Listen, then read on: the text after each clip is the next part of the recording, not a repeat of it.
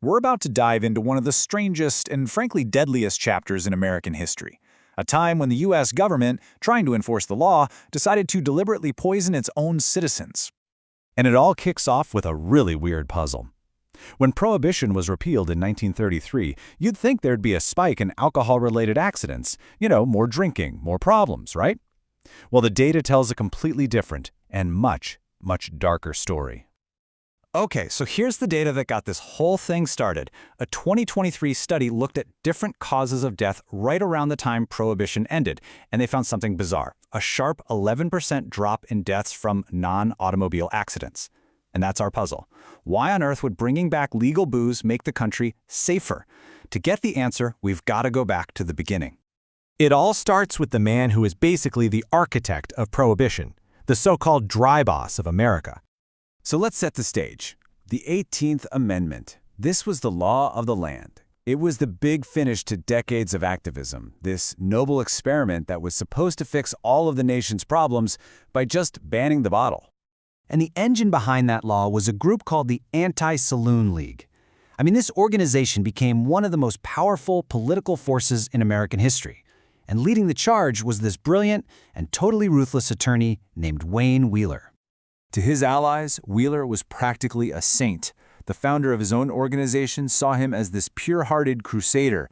You see, when Wheeler was just a boy, a drunk farmhand accidentally stabbed him with a hay fork, and he used that story his entire life to fuel his war on alcohol. But his methods? Yeah, they were anything but saintly. He perfected this brand of politics that was so effective they named it after him: Wheelerism. He'd support any candidate, Democrat, Republican, he didn't care, as long as they backed his cause, and if you didn't, he would destroy you. This wasn't about ideals anymore, it was about pure power. And this relentless, single-minded focus would soon turn the fight for sobriety into a literal war fought with chemistry. Okay, so surprise, surprise, the 18th Amendment didn't really work out as planned. Instead of getting people to stop drinking, it just pushed it underground, and that created this massive black market run by bootleggers and gangsters. And of course, those bootleggers needed to get their booze from somewhere. And they found it in industrial alcohol. Now, this was ethyl alcohol, the exact same stuff you drink, but it was made legally for things like perfumes, detergents, you name it. Bootleggers would just steal it by the barrel, hire chemists to strip out the nasty additives, and then sell it as drinkable liquor. This drove guys like Wayne Wheeler absolutely nuts. They were so frustrated that they couldn't stop this black market that the federal government made a pretty terrifying decision. They decided to change the formula. The new goal wasn't just to make industrial alcohol taste bad, it was to make it deadly. The idea was to literally scare people sober. So you have to understand, before Prohibition, denatured alcohol was just made gross with non-lethal chemicals. But during what became known as the Chemists' War, oh man, the government ordered companies to add stuff like kerosene, formaldehyde, and the most lethal of all, methanol. That's wood alcohol. It's a poison that makes you go blind and then kills you. And the result of this policy, well, it was a public health catastrophe. On a scale that is just shocking to think about, even today. By the time Prohibition was over, it's estimated that at least 10,000 Americans were killed by this government-mandated poison. Some estimates go way higher, like 50,000. And we're not talking about hardened criminals here. These were just everyday people who wanted to drink. So what did the architect of Prohibition think about all this? Wayne Wheeler's response is, honestly, it's chilling.